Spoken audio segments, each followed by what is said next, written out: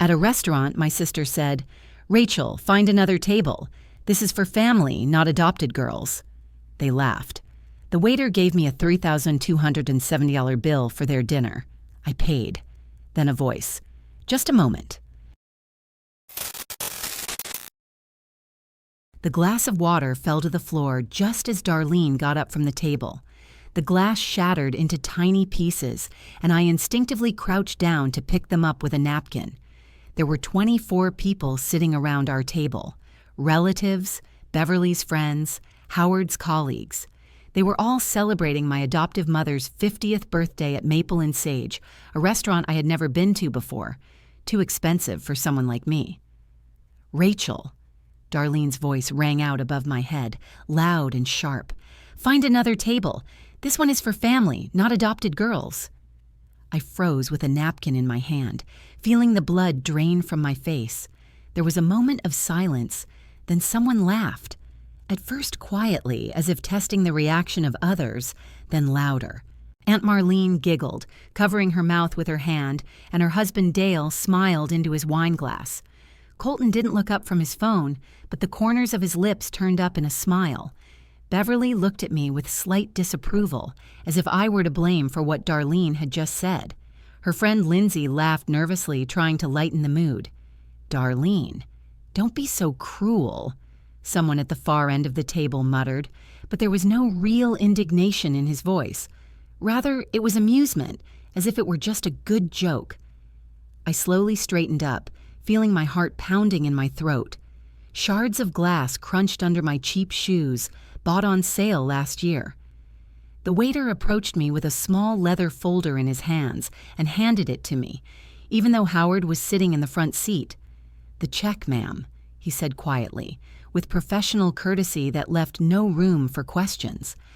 I opened the folder mechanically, not fully realizing what was happening. $3,270. For dinner for 24 people. For wine, I didn't drink. For steaks, I didn't eat. Because I ordered the cheapest salad on the menu. For desserts and appetizers, I didn't even touch. I had been working as a waitress at Bernie's Diner for the past year and a half, saving every penny I could rent for my family, utilities, groceries. All of this was partially covered by my salary. The money on that card was all I had been able to save over the last 6 months. Every shift, every tip, every exhausting evening. I took the card out of my worn wallet without looking anyone in the eye. My hands were shaking so badly that I could barely hand it to the waiter. He took the card and walked to the counter. Around the table, the conversations resumed as if nothing had happened. Darlene laughed at something Colton said, tossing her hair back in her usual gesture. Beverly told Lindsay about her new job, smiling that perfect smile she always used in public. Howard cut his steak methodically, without looking up, as if I were invisible. "Excuse me, please," came a man's voice from the side, slightly hoarse but firm. I turned around. Standing next to our table was a man of about 45, wearing faded jeans and a plaid shirt with rolled-up sleeves. His face was weathered, with deep wrinkles around his eyes, and his hair was slightly graying at the temples. He looked at the family with a strange expression. Not anger, not indignation, but rather a deep sadness that was hard to miss. "That's not how you raise children," he said calmly, but loud enough for everyone at the table to hear. Howard raised his head sharply, putting down his knife and fork. "Excuse me, who are you?" His voice was cold and sharp, with the same tone he used with salespeople at the car dealership when he wanted to put someone in their place. "It's none of your business who I am," the man replied without aggression. "But what you just did to that girl is cruel and wrong. She paid for your dinner with all her money, and you humiliated her in public." Darlene grimaced, pushing her chair back so sharply that it scraped across the floor. "Mind your own business. This is our family, and you don't understand the situation." "Family?" The man slowly turned his gaze to me, and I saw something strange in his eyes, something like pain.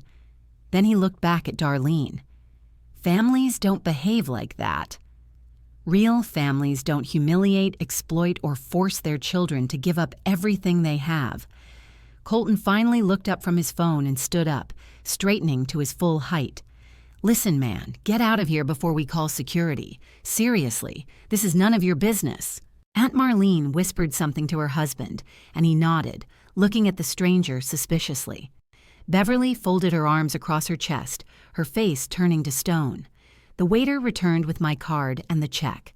I took them mechanically, without taking my eyes off the stranger. Something about his face seemed strangely familiar, but I couldn't figure out what it was. Maybe the shape of his eyes? Or the expression on his mouth?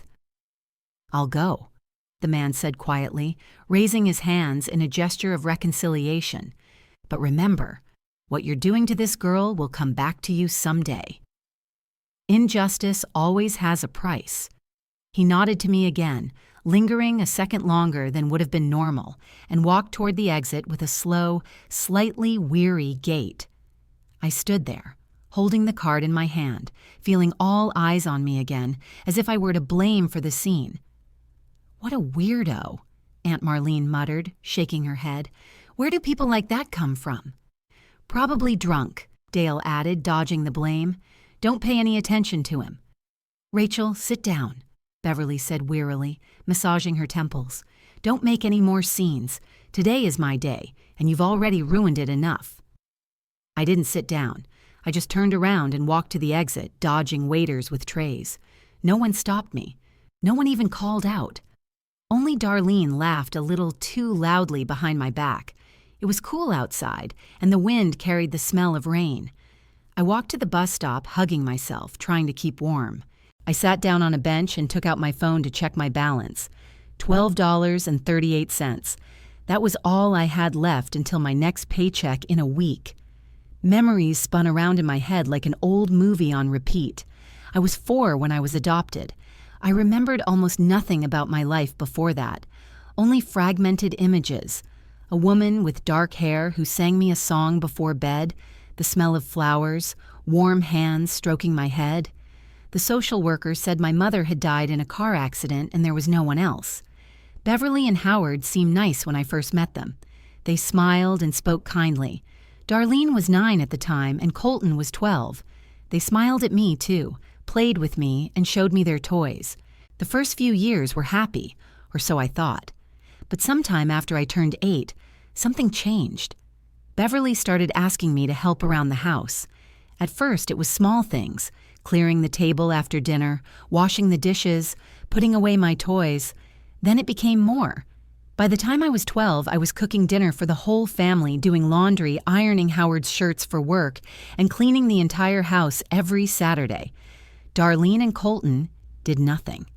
When I asked why they didn't help, Beverly replied, "They have their own things to do, school, friends, activities. You understand, Rachel. They're our biological children. They need to focus on their future." I understood. I always understood, or tried to understand. After school, I wanted to go to college and even applied for a scholarship. But Howard said there was no money for tuition, not even for a community college. "You'd better find a job and help the family, then maybe you can go to school," he said without looking up from the TV. I found a job as a waitress at Bernie's Diner, a small cafe on the outskirts of town that served breakfast and burgers. They paid $8 an hour plus tips. All the money went to Beverly. For rent, for food, for bills, she said every time I brought home my paycheck. I didn't argue because I didn't know I could argue. Darlene was always the cruelest. She loved to remind me that I wasn't real, that I was taken in out of pity because Beverly wanted another girl after 2 sons, that I should be grateful for a roof over my head and food on the table. Colton simply ignored me, as if I were part of the furniture. Howard rarely spoke to me at all, only when he needed to give me an order or make a comment. The bus pulled up with a rumble and I got on, paying the fare with small change. I sat by the window, watching the city lights float by. Lost in thought, I almost missed my stop. The house was dark when I entered. Everyone was already asleep or pretending to be asleep. I climbed the stairs quietly, trying not to creak them, to my room, the smallest in the house, a former storage room. It barely fit a narrow bed and a small table I found at a sale. I sat down on the bed without turning on the light, took out my wallet and pulled out the card. I looked at it in the light of my phone. I checked the balance again, as if the numbers could have changed in the last 15 minutes. $12.38. Tears began to flow on their own, quietly and unnoticed. I didn't sob or sob. I just sat and cried silently, hiding my face in my hands. A feeling of utter helplessness washed over me like a cold wave. My bedroom door creaked. I raised my head, quickly wiping my face with my sleeve. Beverly stood in the doorway in a beige silk robe, with a look of slight fatigue and irritation on her face. "I hope you've learned your lesson, Rachel," she said calmly, folding her arms across her chest. "You don't embarrass your family in public. What happened today was unacceptable. Darlene was just joking, and you made it a problem with your reaction." I didn't answer. I just stared at her, feeling something inside me crack completely. Beverly stood there for a moment, waiting, I suppose, for an apology. When she didn't get one, she turned and left, her slippers rustling softly on the floor. The door closed with a quiet click of the lock.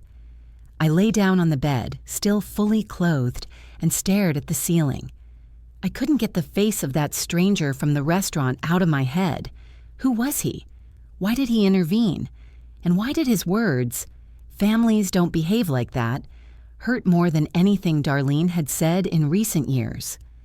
Outside the window, the wind howled, swaying the branches of the old oak tree. I closed my eyes, but sleep was a long time coming. All night long, I replayed tonight's events in my head, trying to understand what had happened and why it was so hard to breathe. Chapter 2: Escape and First Steps. The next few days turned into a living hell. I woke up at 5 in the morning to make breakfast for everyone before Howard left for work. He ate silently, reading the news on his tablet, and only looked up once when I placed a plate of scrambled eggs in front of him. "You understand that you have to work off the money you spent on dinner," he said emotionlessly, as if discussing the weather. "Starting today, you will clean the entire house every day, not once a week, but every day, and you will prepare meals for the week ahead." On Sunday. So Beverly doesn't have to worry about food after work. I stood at the stove, clutching a pancake turner in my hand. "But I have a job," I said quietly. "I won't have time to do everything." "You will," he interrupted, "if you really try. Other kids help their parents. You're no exception. Other kids. Colton last did the dishes 5 years ago, and that was because Beverly threatened to take away his PlayStation. Darlene never touched the vacuum cleaner, even when her room resembled a battlefield after a party. Beverly walked into the kitchen in her business suit, picked up the coffee I had made, and nodded to Howard. "I talked to Darlene," she said, not looking at me. "She has a pile of clothes that need to be washed, by hand. The washing machine ruins the fabric on her clothes. They're too delicate." "By hand?" I couldn't stop myself. "But that will take hours." "Then you'll start getting up earlier." Beverly sipped her coffee. "And Rachel, please, no drama. We're not asking for anything extraordinary, just for you to be a more responsible member of this family." She left, leaving me standing by the stove with the feeling that the floor was falling out from under my feet. That day at work, I could barely hold myself together.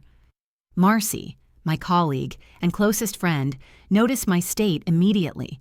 She had been working at Bernie's Diner for 3 years, knew all the regulars, and could carry 4 plates at once without spilling a drop. "You look terrible," she said during our break as we sat at the counter with cups of coffee. "What happened?" I told her about dinner, about the bill, about Darlene's words. Marcy listened, her face darkening with every sentence. "That's awful, Rachel," she shook her head. "Your family is just, I don't even know the words." "They say I have to work off the money."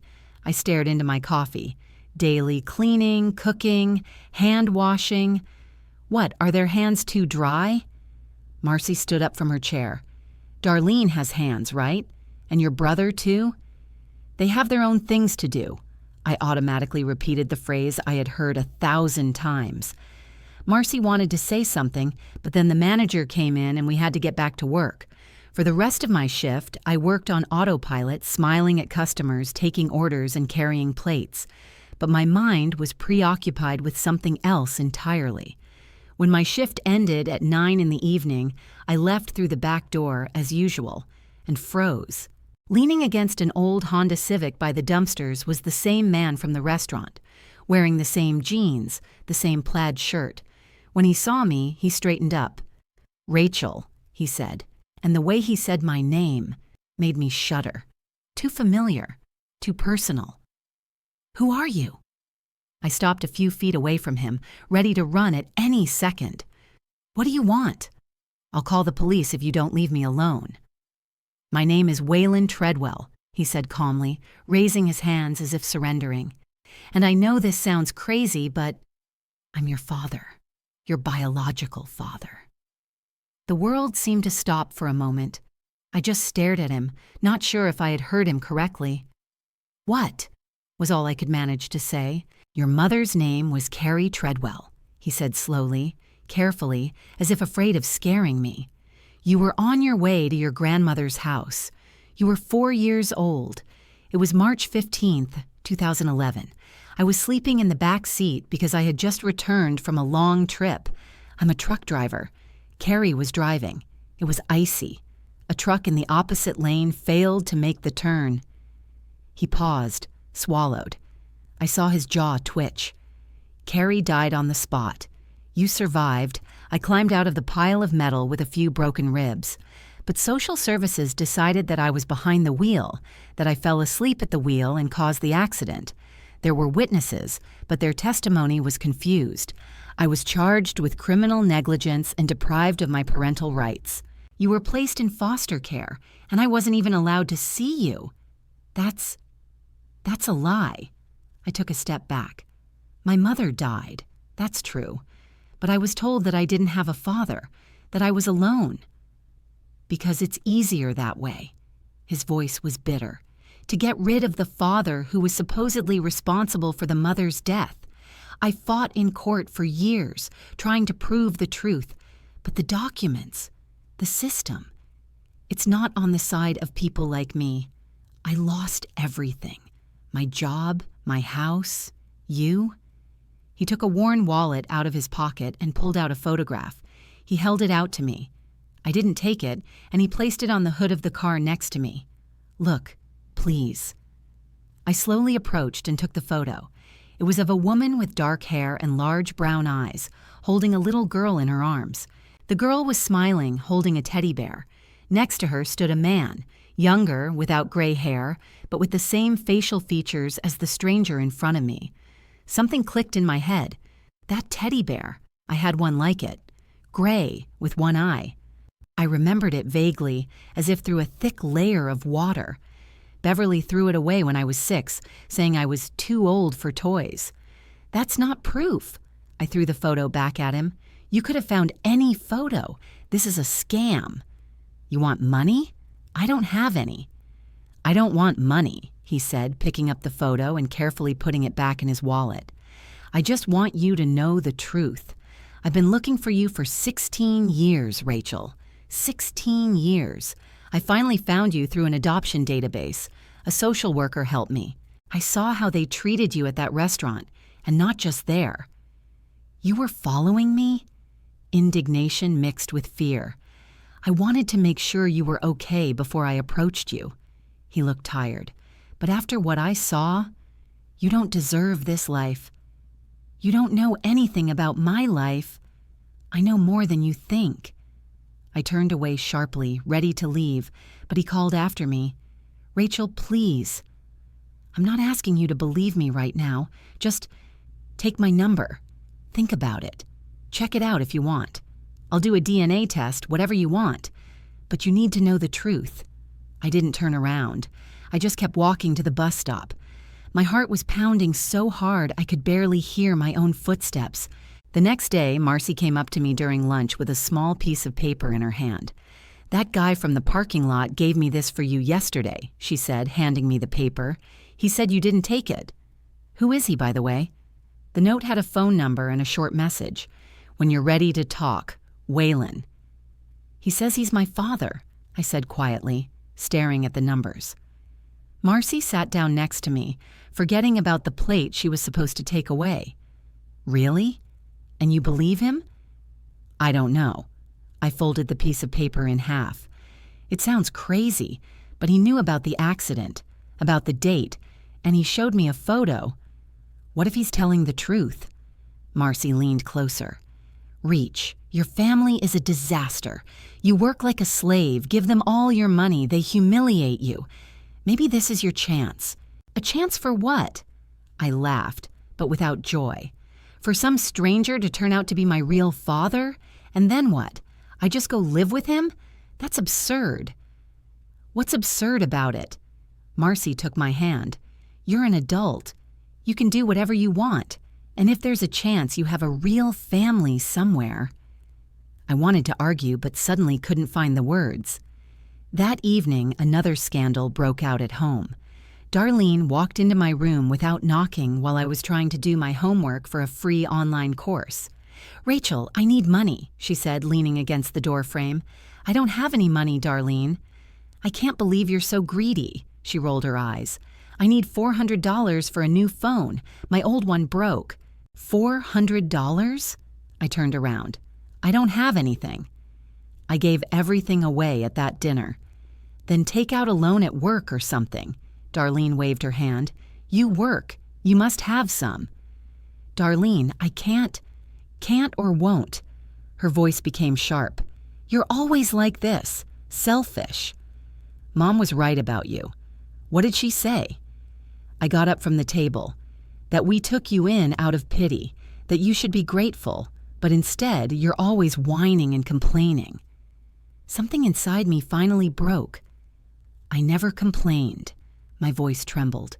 I did everything you asked. I cleaned, cooked, did laundry, gave you money. And what did I get in return? You humiliated me in front of everyone at the restaurant. You made me pay for dinner with all my savings. And now you want even more. Wow, look at her, Darlene laughed. She finally decided to stand up for herself. Cute. But it doesn't change anything, Rachel. No one wants you anyway. We're the only family you have. She stormed out, slamming the door behind her. I stood in the middle of the room, trembling with anger and something else, realization. Marcy was right. This isn't a family, it's a prison, and I've allowed myself to be kept in it. I took the piece of paper with Waylon's number out of my pocket. I stared at it for a long time before typing a message. Can we meet? I need answers. The reply came 2 minutes later. Tomorrow. Tell me where and when. I sat down on the bed, clutching my phone, and for the first time in many years, I felt something like hope. Small, tremulous, but real. We met in Riverside Park the next day at 3 p.m. I took the day off work, telling my manager I wasn't feeling well. It wasn't true, but I couldn't wait until evening. The questions had been burning inside me all night. Waylon was sitting on a bench by the lake, feeding the ducks pieces of bread from a paper bag. When he saw me, he stood up but didn't approach, waiting for me to come closer. Thanks for coming, he said simply. I sat down on the opposite end of the bench, leaving as much distance between us as possible. I was silent, not knowing where to start. Waylon seemed to understand. I brought more photos, he said, taking an old envelope, yellowed with age, out of his jacket pocket. If you want to see them. I took the envelope, feeling my fingers tremble. There were about 15 photos inside. In the first one, the same woman with dark hair was standing next to a small house, one hand on her stomach. She was pregnant. She was smiling. In the next one, she was holding a baby wrapped in a pink blanket. Then there was a photo of a little girl, maybe 2 years old, sitting on Waylon's shoulders. He was younger, smiling broadly. Another one was a birthday, a cake with 3 candles, the same girl reaching out to it with her hands. This is your 3rd birthday, Waylon pointed to the photo. We celebrated at home because you were afraid of clowns, and Carrie didn't want to scare you. I looked at him. I'm still afraid of clowns. He smiled faintly. I know. I remember the day we took you to the circus. You screamed so much that we had to leave after 5 minutes. The detail was too specific, too real. Beverly never told me anything about my early childhood except for general phrases about difficult circumstances and tragic loss. "Tell me everything," I said, not taking my eyes off the photos. "From the beginning." Waylon took a breath, staring at the water. Carrie and I met when I was 22. She worked at a roadside cafe and I was driving cross-country, a long-haul truck driver. I fell in love with her at first sight. We got married a year later, and you were born 2 years after that. The happiest day of my life. He fell silent, clutching the edge of the bench. I worked a lot. Long trips, sometimes 2 weeks at a time. Carrie stayed home with you. It was hard for her sometimes, but she never complained. She said you were her little sunshine. On March 15th, 2011, I came back from a trip at night. We were supposed to go to Carrie's mom's for the weekend. She lived in a neighboring state. I slept in the back seat of the car because I hadn't slept for almost a day. Carrie was driving. The road was icy even though the forecast promised clear weather. His voice broke. A truck in the opposite lane skidded. It crashed into us. I woke up from the impact. Carrie, she didn't survive. She died instantly. You were sitting in the back seat in your car seat crying, but you were alive. I pulled you out of the car before the ambulance arrived. I had broken ribs, a concussion, cuts. But you were the most important thing. He wiped his eyes with his hand. Then the investigation began. Witnesses said they saw our car swerving before the accident. They decided that the driver had fallen asleep at the wheel. I tried to explain that I wasn't driving, but the police report identified me as the driver. Carrie couldn't confirm anything anymore, and I was in such a state that I couldn't explain clearly. Social services decided that I was a dangerous father, that my negligence had killed my wife. They took away my parental rights, first temporarily, then permanently. They put you in a shelter, and from there to the karma hells. "Why didn't you fight?" I asked, feeling anger mixed with something else. Regret, maybe. "I fought." He looked at me. 16 years. I hired lawyers, as many as I could afford. But the system, it's not on the side of people like me. Working class, no higher education, no money for expensive lawyers. The case was closed. I was even forbidden to find out where you were. I lost my job, my home, everything. But I never stopped searching. A year ago, I found a social worker who agreed to help for a small fee. She gave me the Carmichael's address. I came here 3 months ago. I watched. I wanted to make sure you were safe before I showed up. And what did you see?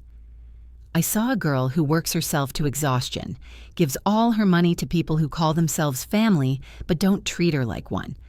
I saw how they humiliated you in that restaurant, and you accepted it silently, and I realized I couldn't wait any longer. I looked at his face, searching for signs of deception, but I saw only sincerity and pain. "How can I believe you?" I whispered. "Let's do a DNA test," he replied immediately. "Today, right now. There are laboratories that give results in 3 days. I'll pay for everything. If it turns out that I'm lying, you'll never see me again. But if it's true,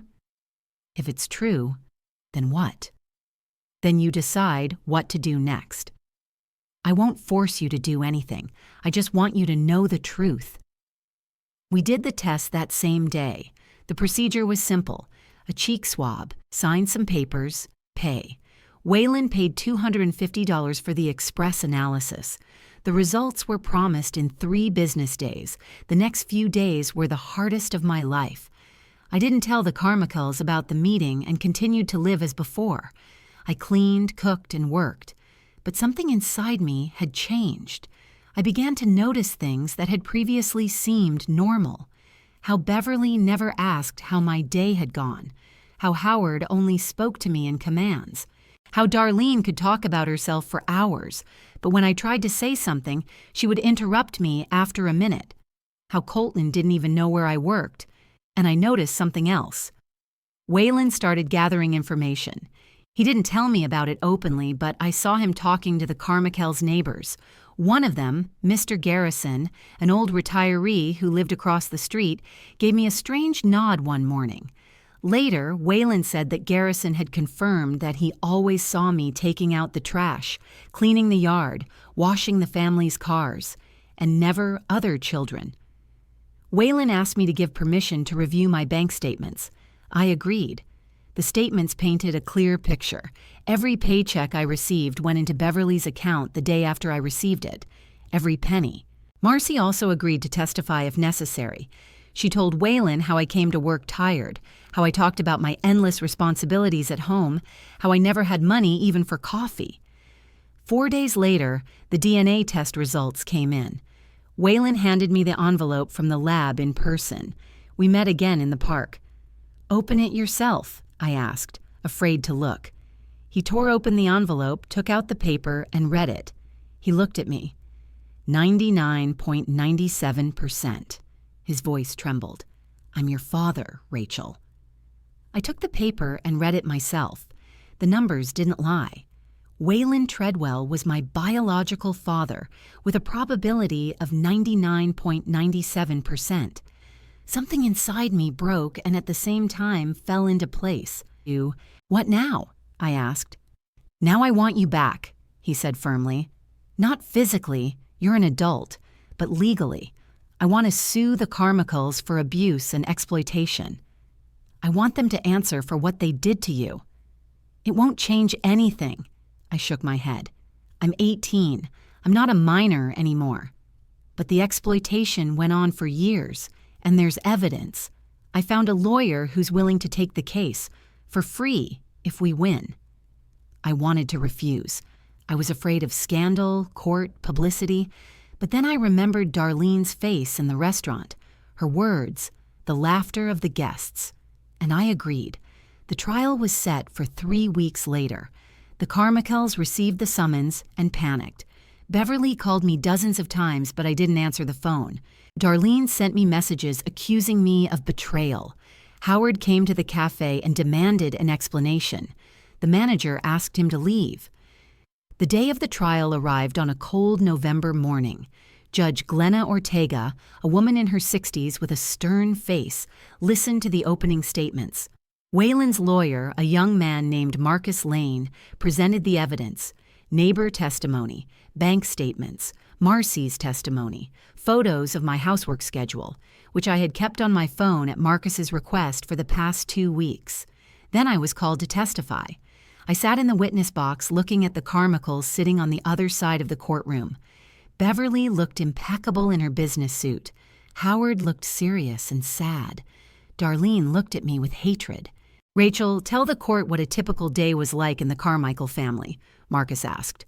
I told them about how I woke up at 5, made breakfast, cleaned up, went to work, came back and made dinner again, did the laundry, ironed. About how I gave them all my money, about how Darlene and Colton did nothing, about the restaurant and the bill for $3,270. My voice broke when I got to that part. I cried uncontrollably. They said I wasn't family, that I was adopted and should be grateful. And then they made me pay for their dinner with all my savings.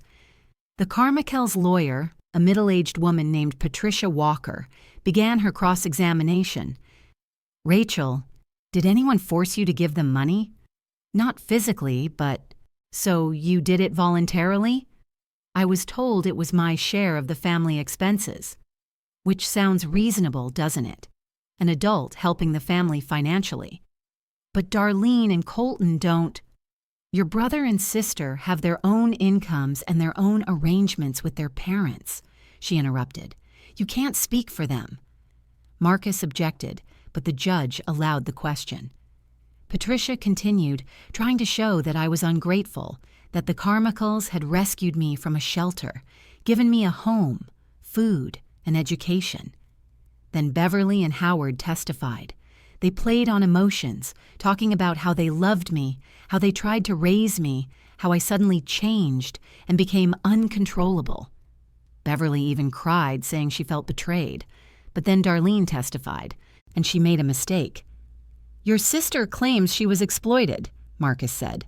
"What do you say to that?" "She's exaggerating," Darlene rolled her eyes. "She was just doing her part." "We saved her. She had to work for her keep. Work for her keep? Marcus raised an eyebrow. Well, yes. Food, shelter, everything else costs money. Rachel isn't our biological child, so it's logical that she had to help out more. Marcus smiled. Judge Ortega made a note. But it wasn't enough. After 2 hours of deliberation, the judge delivered her verdict. Legally, the Carmichaels had not broken the law. I had been of legal age for the past few months, and my decisions to give money were considered voluntary. Exploitation of minors could not be proven without evidence from my childhood, which did not exist. Waylon lost the case. The Carmichaels left the courtroom triumphant. I sat on a bench in the courtroom hallway, burying my face in my hands. Waylon sat down next to me. "I'm sorry," he said quietly. "I tried." "I know." I looked at him. "You fought for me." "No one has ever done that before." He hugged me and I cried on his shoulder. For the first time, someone hugged me not out of duty, but from the heart. "What now?" I asked. "Now you decide. Do you want to live with me? My apartment isn't big, but there's room." I didn't think long. "I do." That same evening, I went to the Carmichaels with one bag packed. Beverly stood in the hallway with her arms crossed. "You're making a mistake." "Maybe." I zipped up my bag. "But it's my mistake." "Don't expect to come back." I wasn't planning to. I left the house where I had lived for 14 years and didn't look back. Waylon's apartment was on the 3rd floor of an old brick building on the outskirts of town. 1 bedroom, a small kitchen, a living room with a sofa that folded out into a bed. Everything was clean but modest. There was almost nothing on the walls except for one photo of Carrie by the window. "You'll take the bedroom," Waylon said, carrying my bag inside. "I'll sleep on the sofa." "No, you don't have to," I protested. "That's your place. I can—" "Rachel," he interrupted me gently. "You're my daughter. The bedroom is yours. No discussion." The first few days were strange. I was used to waking up early, immediately going to make breakfast, cleaning up. But Waylon was already up when I left the room at 6 in the morning. He was standing at the stove, frying eggs. "Good morning," he smiled.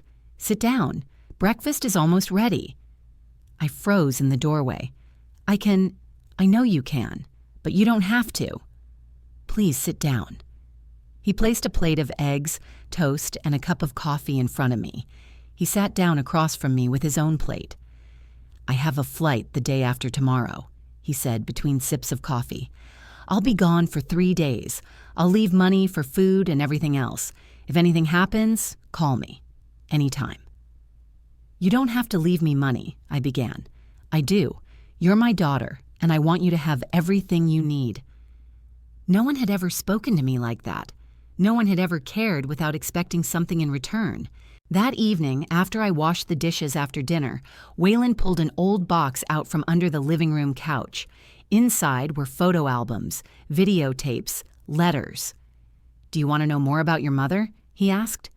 I nodded, sitting down next to him on the couch. He opened the first album. The photos showed a life I didn't remember.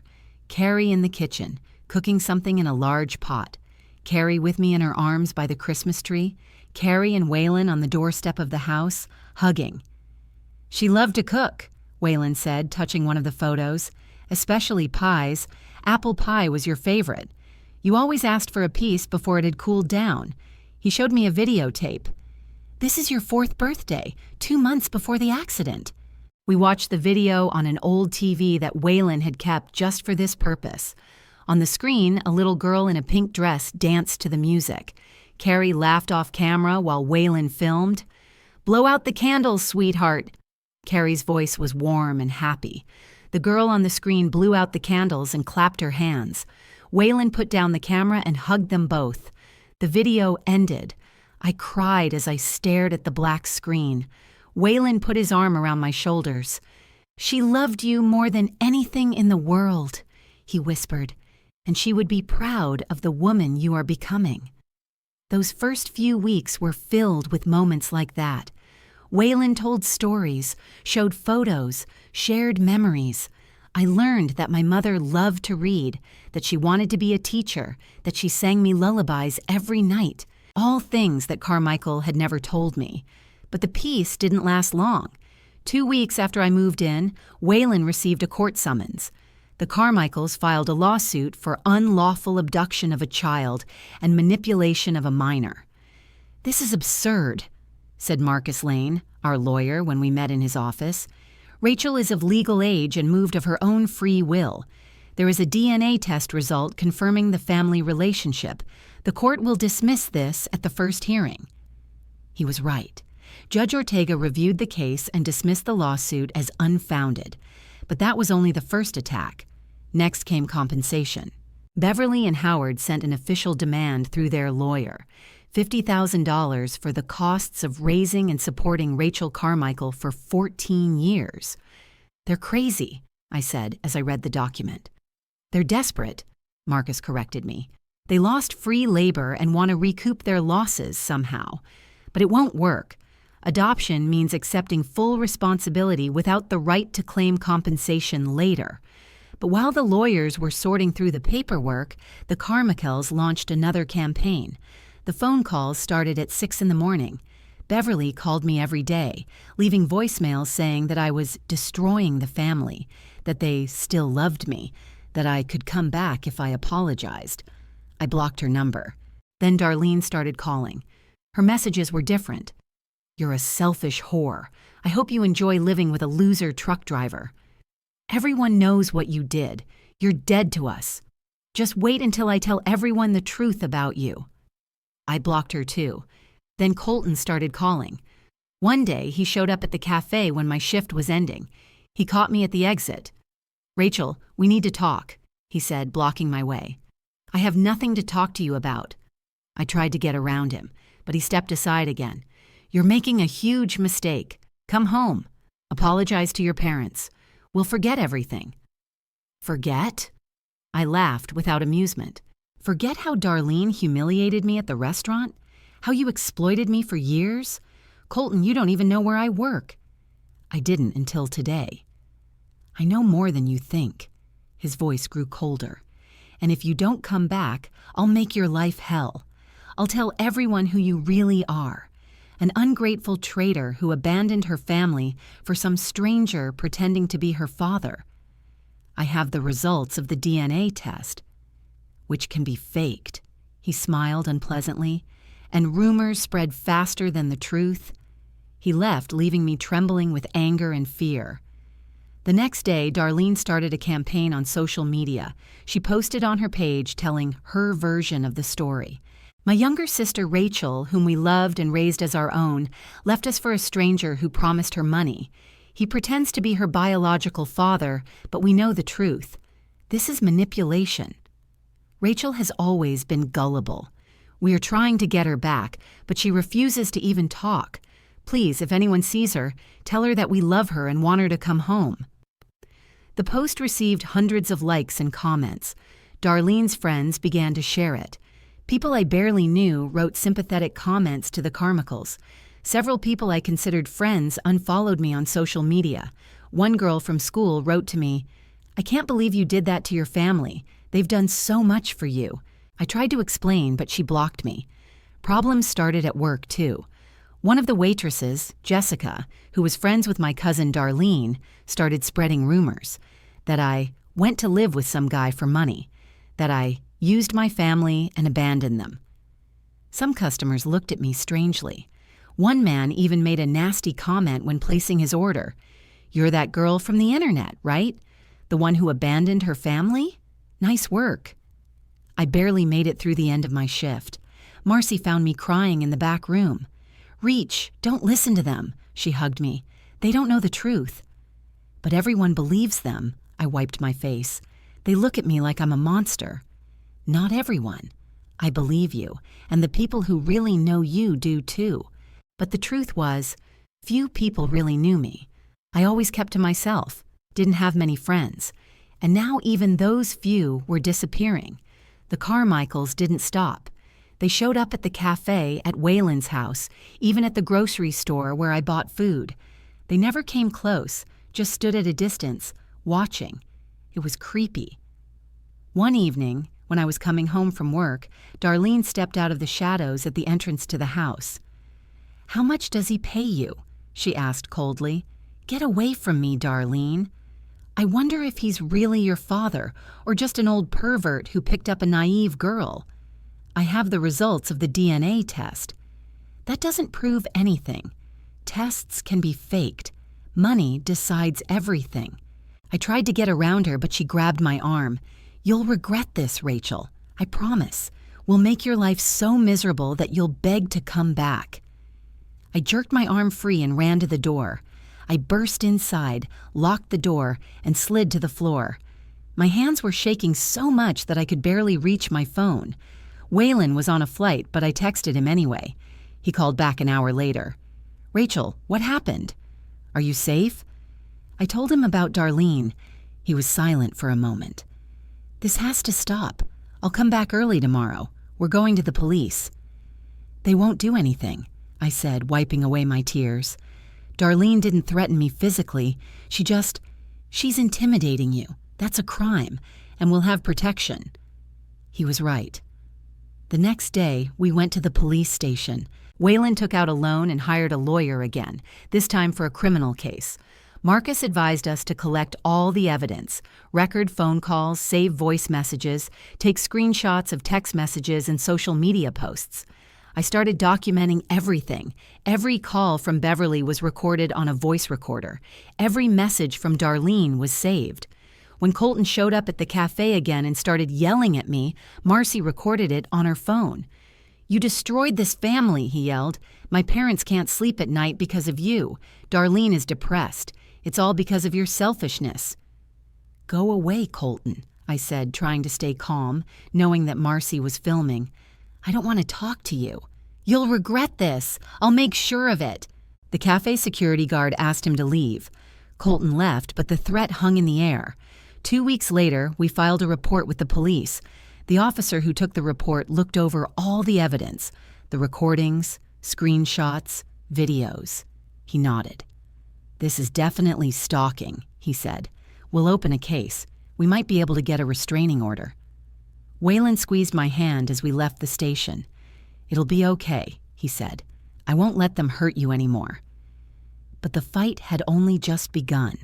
The Carmichaels weren't going to give up, and I knew it was going to be a long war.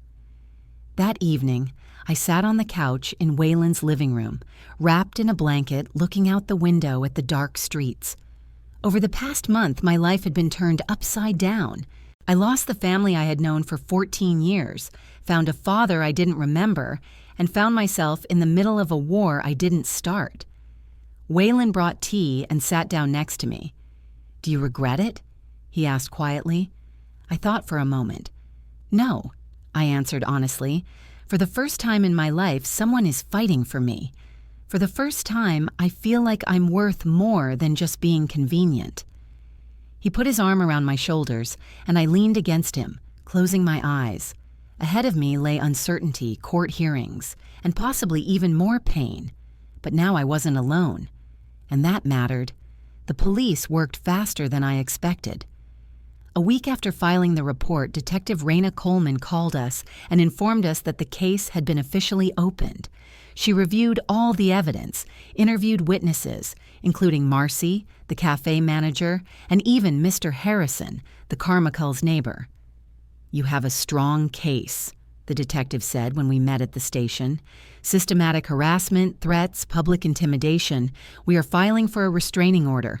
The hearing is in 2 weeks." Those 2 weeks dragged on forever. The Carmichaels seemed to sense that time was running out and redoubled their efforts. Beverly sent me letters in the mail, long, manipulative letters about family duty and forgiveness. Darlene continued to post on social media, now accusing me of destroying the family for money. Colton showed up at the cafe so often that the manager threatened to call the police if he didn't stop. But I wasn't afraid anymore. Every call, every message, every appearance was recorded and forwarded to Detective Coleman. They were digging themselves deeper into a hole every day. The hearing took place on a cold December morning. The The courtroom was small but packed. The Carmichells sat on one side with their lawyer, Patricia Walker. We sat on the other side with Valon and Marcus. Detective Coleman sat in the front row with a folder of evidence. Judge Ortega presided over the hearing again. She reviewed all the materials submitted and listened to both sides. Patricia Walker tried to justify the Carmichells' actions, saying that they were just worried about their daughter and wanted to bring her home. "My clients never intended to intimidate Rachel," she said, standing before the judge. "They love her and are worried about her. Their actions were motivated by parental concern, not malice." Marcus stood up, holding a folder of evidence. "Your Honor, allow me to present evidence to the court that refutes this statement." He laid it all out.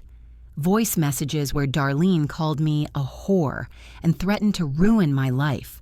Screenshots of texts from Colton with direct threats. A video of Colton yelling at me outside the cafe. Testimony from Marcy, the cafe manager, and Mr. Harrison. Even two of Darlene's former colleagues from the dental clinic testified that she constantly humiliated me when she talked about her adopted sister who can't do anything. Judge Ortega listened attentively, occasionally taking notes. When Marcus finished, she looked at the Carmichells. "Ms. Carmichael, Mr. Carmichael, Ms. Darlene, Mr. Colton," she began. "I have reviewed all the evidence presented. This is not parental concern. This is systematic harassment of a young woman who has every right to choose where and with whom she lives." Beverly opened her mouth to say something, but the judge raised her hand. "I am issuing a restraining order. You are not to come within 50 meters of Rachel Carmichael. No contact of any kind is permitted. Telephone, text, social media, or through third parties. Violation of this order will result in arrest." Darlene stood up abruptly. "This is absurd. She's our sister." "Sit down, Miss Darlene." Judge Ortega looked at her coldly. "Or I will add contempt of court to your problems." Darlene sat down, but her face flushed with anger. But that wasn't all. A month later, a criminal hearing was held on charges of stalking and threats. The prosecutor presented the case, laying out each piece of evidence methodically and ruthlessly. The Carmichells tried to defend themselves, but their explanations rang hollow against the recordings and testimony.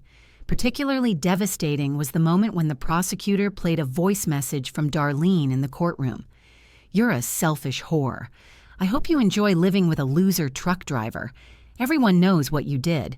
Just wait until I tell everyone the truth about you. You're dead to us." Darlene's voice, so familiar and so poisonous, echoed in the silence of the courtroom.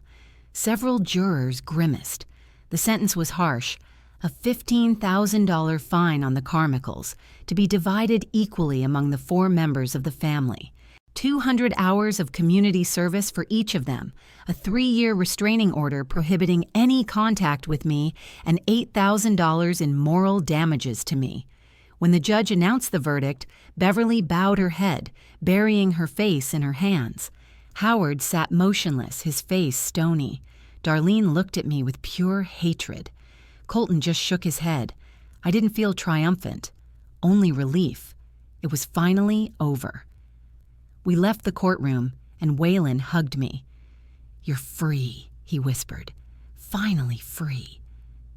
The next few months were a time of recovery. I continued to live with Waylon, and gradually we found our rhythm. He worked his flights, I worked at the cafe, and when we were both home, we spent our evenings watching movies, cooking dinner, or just talking. Waylon told me stories from his travels. Funny, scary, strange. I told him about work, about clients, about Marcy. We talked about Carrie, and with each conversation, I learned more about the woman who was my mother. It helped fill the void I had carried inside me for years. But after about 6 months, I began to feel something else. Not dissatisfaction, not a desire to leave, but a need for something of my own space, independence. One evening, as we sat on the couch after dinner, I brought it up. "Waylon, I want to talk to you." He put down the TV remote. "Sounds serious. What's going on?" "Nothing bad," I hastened to assure him. "It's just, I think I'm ready to live on my own, to get my own apartment. He paused, then smiled. I was wondering when you'd finally say that. I looked at him in surprise. You don't mind? Rachel, you're 18. He turned back to me. You're an adult. It's time to build your own life. I don't want to be another person who keeps you in a cage, even if that cage is comfortable. You were never a cage, I said sincerely. You saved me. You gave me time to heal, to feel safe. And now you're ready to move on. That's good. That's right. We hugged, and I felt something inside me fall into place. He understood. He always understood. Things were going better at work. The cafe manager, Tony, offered me the position of shift supervisor. It meant more responsibility, but also a higher salary, $4 more per hour. I accepted without hesitation. With my new salary and the compensation from the court, I could afford to rent an apartment. Marcy was also looking for a new place. Her roommate was moving out. We decided to look together. We found a 2-bedroom apartment in the city center for $900 a month, $450 each, plus utilities. Inexpensive, but clean and cozy. We signed the lease in May. By then, I had enrolled in evening classes at a local community college, management and business administration. The dream of an education that Carr Mitchell had taken away from me was now within my grasp. In class, I met Jolene, a girl my age who worked in a library and was also studying. We quickly became friends. She was cheerful, open, with red hair and a sprinkling of freckles on her nose. When Marcy mentioned that we were looking for a third roommate to rent a bigger apartment and share the costs, Jolene immediately agreed. We found a 3-bedroom apartment for $1,200 a month, $400 each. Perfect. The move took place in June, a week before my 19th birthday. Waylon helped us move our things with his truck. Marcy and Jolene laughed at his jokes, and he happily told them stories from the road. When the last box was brought into the apartment, Waylon hugged me goodbye. Call if you need anything, he said.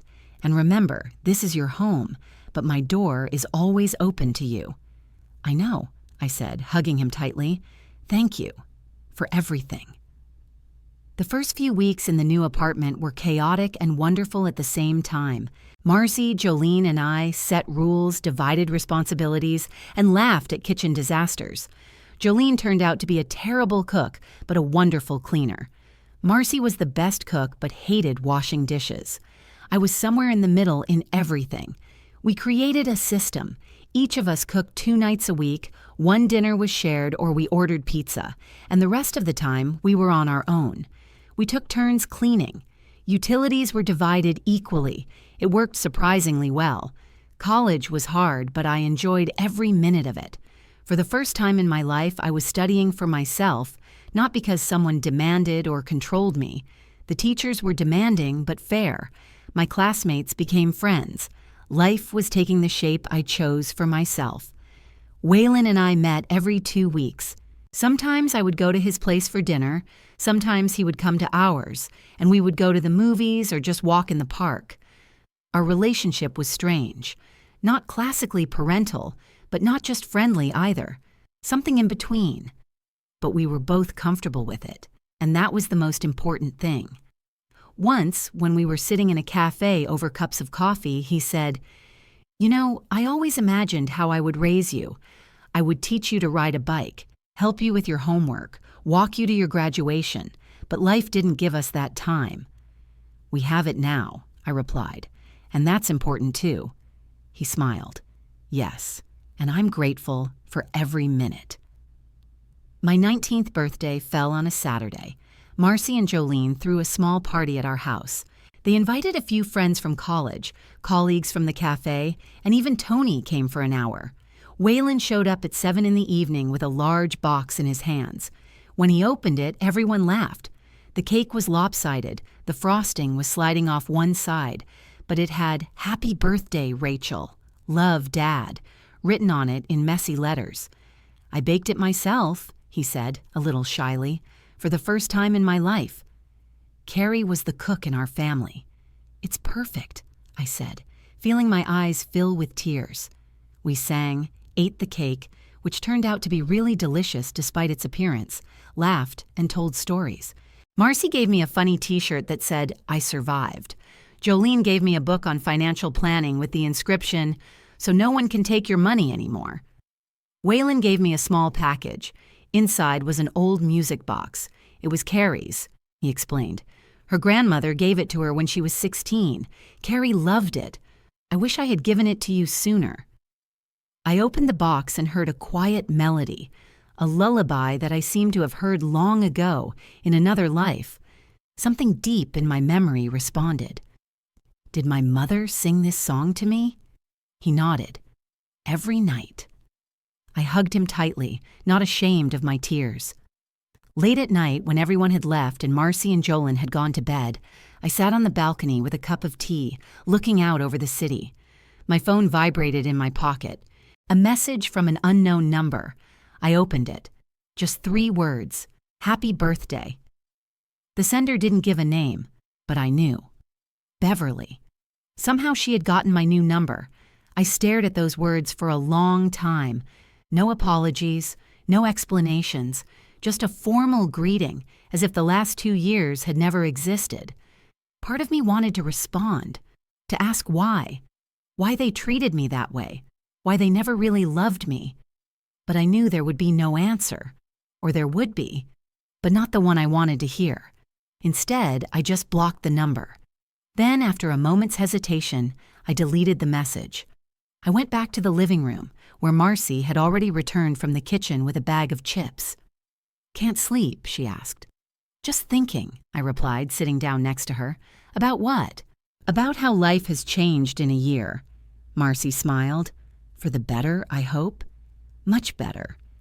We sat in silence, munching on chips and watching some old show on TV. Behind the wall, Jolene burned something and cursed, but cheerfully. Waylon sent a message. "Got home.